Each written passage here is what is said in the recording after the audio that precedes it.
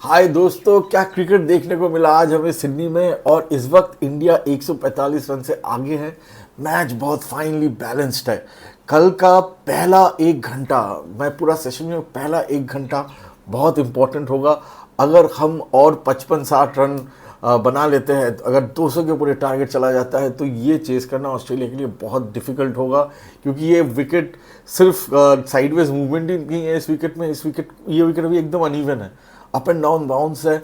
और यहाँ पे बैटिंग करना बहुत बहुत बहुत डिफिकल्ट है। मुझे नहीं लगता है पूरे टेस्ट मैच में कोई भी बैट्समैन किसी भी समय फील किया होगा कि वो एकदम इन है ना। यहाँ पे लगता है कि एक बॉल, आपका नाम वाला एक बॉल कहीं ना कहीं कोने में ही है, अभी आने वाला है। ऐसा ही फील होता है सब बैट्समैन को इस विकेट में बैट करते हुए। उनके चेहरे पे वो लिखा होता है, उनको देख के आपको लग रहा है कि अरे कि वो हमेशा बॉल कुछ ना कुछ ऐसे हरकत कर रहा है कि बैट्समैन को आप क्या ही बोलोगे।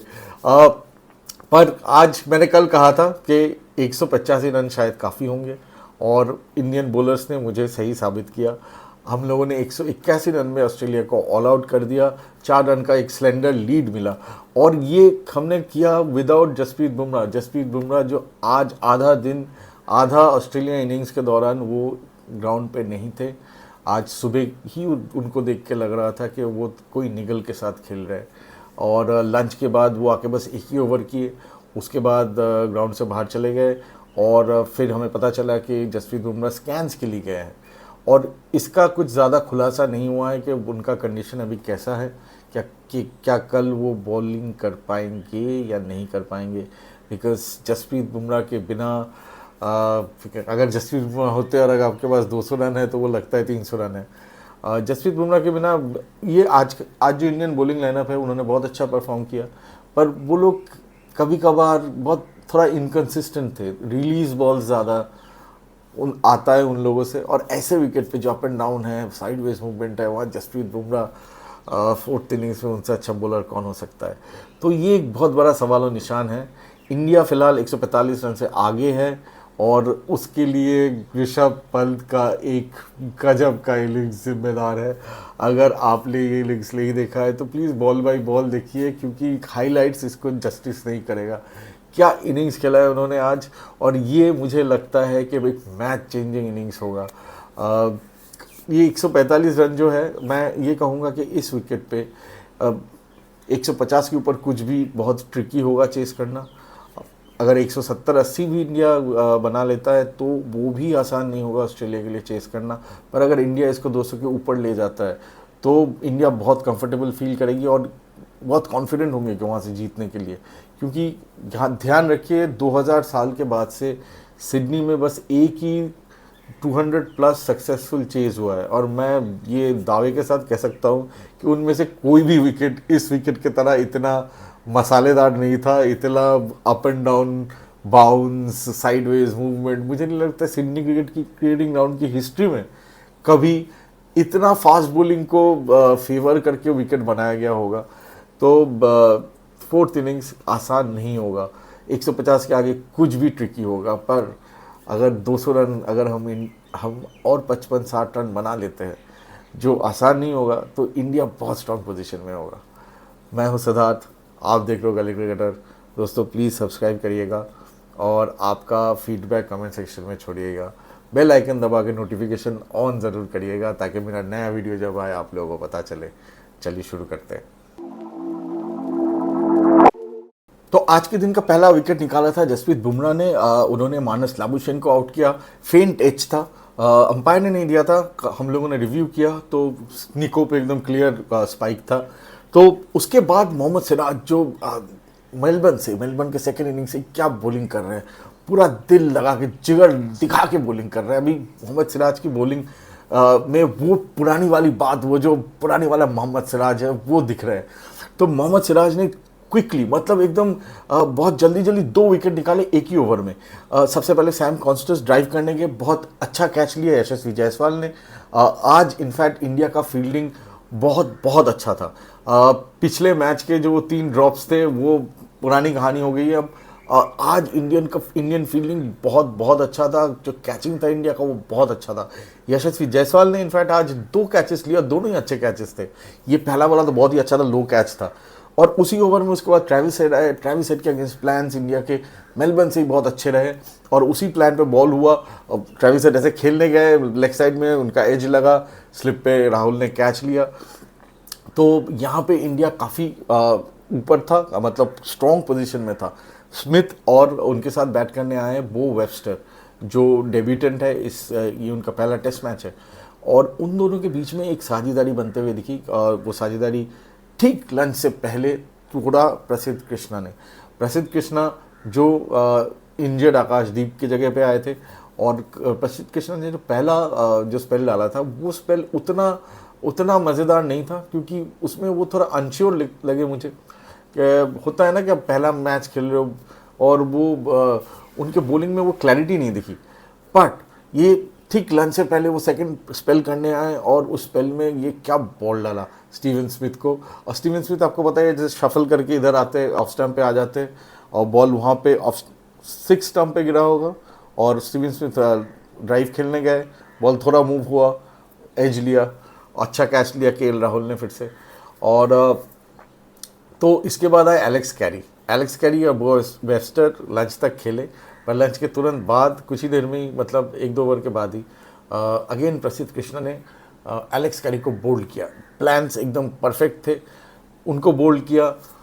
पैट कमिंस आए, और यहाँ पे इस वक्त तक जसप्रीत बुमराह बाहर जा चुके थे, तो नीतीश कुमार रेड्डी बॉल कर रहे थे। और नीतीश कुमार रेड्डी ने आज वो चौथा बॉलर का जो पार्ट है वो बहुत बाखूबी निभाया। उन्होंने 2 विकेट लिए। पहला विकेट था पैट कमिंस का, बॉल में बाउंस आया, ये हुआ कैच हुआ, जो विराट कोहली ने बहुत अच्छा कैच लिया था पैट कमिंस का। और उसके बाद पैट कमिंस ने फिर उसके बाद नीतीश कुमार रेड्डी ने मिचेल स्टार्क को भी चलता किया। अगेन बॉल में बाउंस उछाल आया और एज लगा। राहुल ने बहुत शानदार कैच लिया, ये वाला सबसे अच्छा कैच था इनफैक्ट। तो इसके बाद आपका बो वेबस्टर के साथ नेथन लायन खेल रहे थे।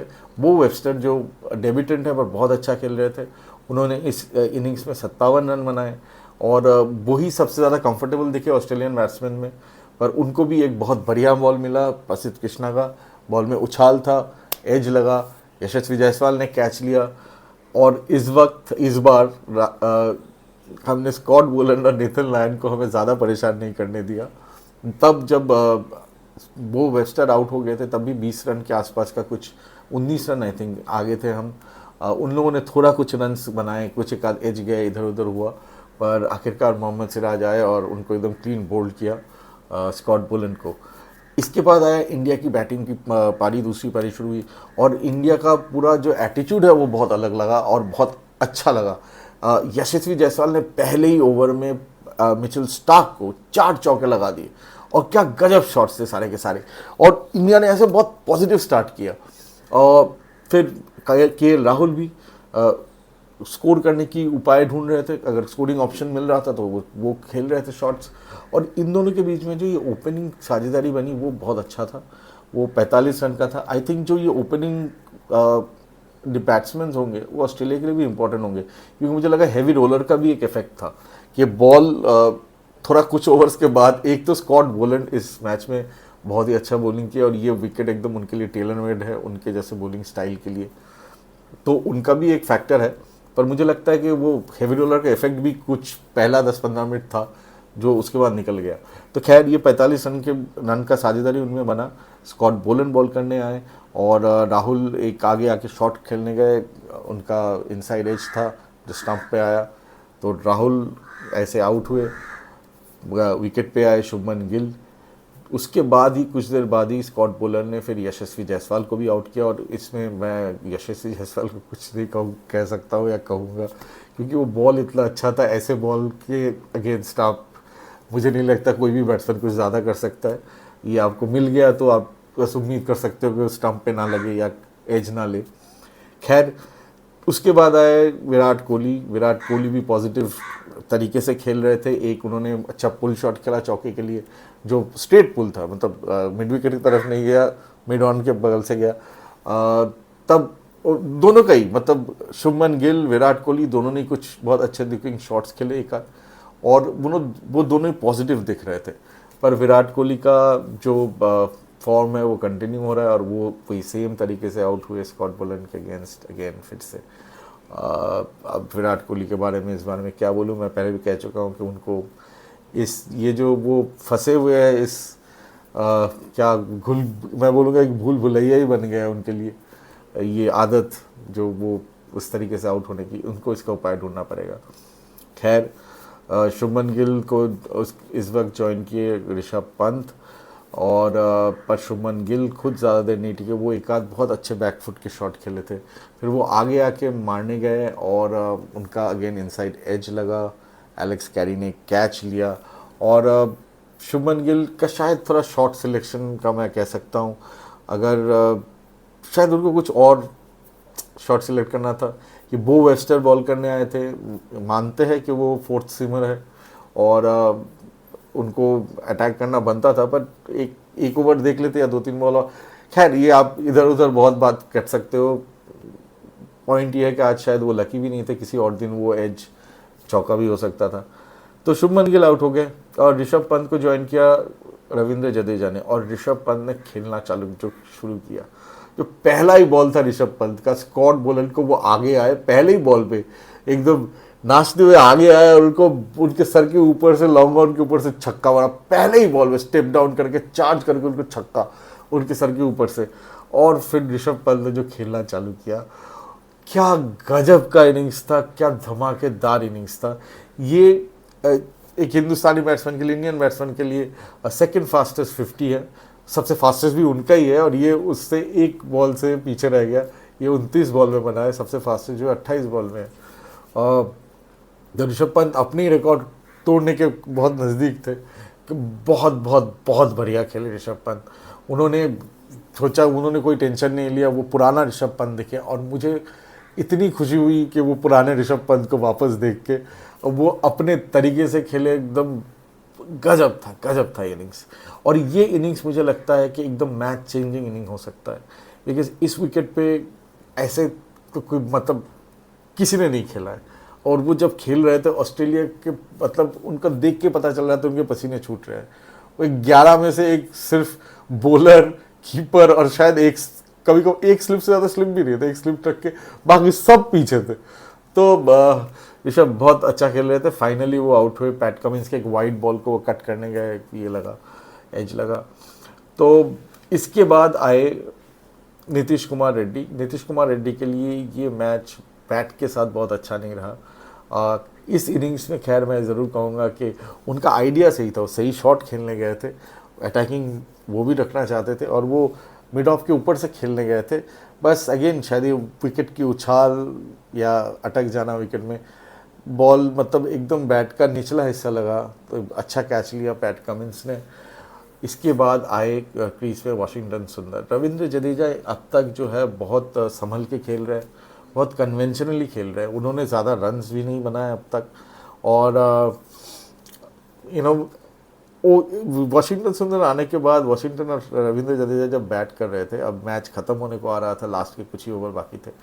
इनफैक्ट आज के दिन का जो सेकेंड लास्ट ओवर था उसमें ही रविंद्र जडेजा का एज लगा और एक सिंपल कैच होता उस्मान ख्वाजा के लिए, पर सेकेंड लास्ट नहीं, थर्ड लास्ट ओवर में आई थिंक, कि स्कॉट बोलन के बॉलिंग पे वो था, स्कॉट बोलन या बो वेस्टर, एनीवेज कि वो एक सिंपल कैच था उस्मान ख्वाजा के लिए, पर स्टीवन स्मिथ जो सेकेंड स्लिप पे थे उसके सामने कूद गए, कैच लेने गए और वो कैच हुआ नहीं।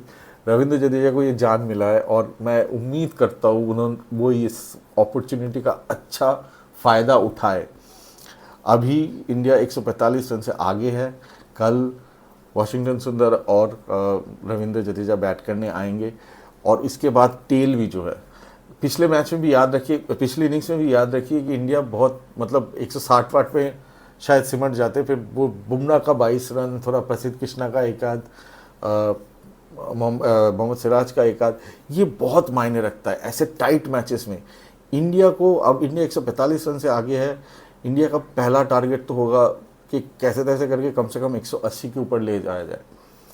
और अगर ये इंडिया टोटल 200 के आगे ले जा पाते हैं, जो आसान नहीं है, बट तो फिर ये बहुत बहुत चैलेंजिंग टोटल होगा। और मैं ये भी कहता हूँ 150 रन के ऊपर कुछ भी है इस विकेट पे चैलेंजिंग है, ये विकेट आसान नहीं है बैट करने के लिए। मुझे नहीं लगता सिडनी ग्रेट की हिस्ट्री में कभी इतना ऐसा विकेट बना होगा जो फास्ट बॉलिंग को इतना मदद दे रहा है, इतना सहायता कर रहा है। तो खैर दोस्तों, ये थी आज की बात। जो मेन इंपॉर्टेंट चीज़ है वो ऋषभ पंत का ये इनिंग्स था, और जसप्रीत बुमराह का इंजरी कंसर्न जो है वो कल क्या जसप्रीत बॉल कर पाएंगे, बिकॉज ये सबसे बड़ा सवाल है। चलिए, मैं आपको मिलता हूँ फिर कल दिन के खेल के बाद। तब तक अपना ख्याल रखिए दोस्तों, मिलते हैं।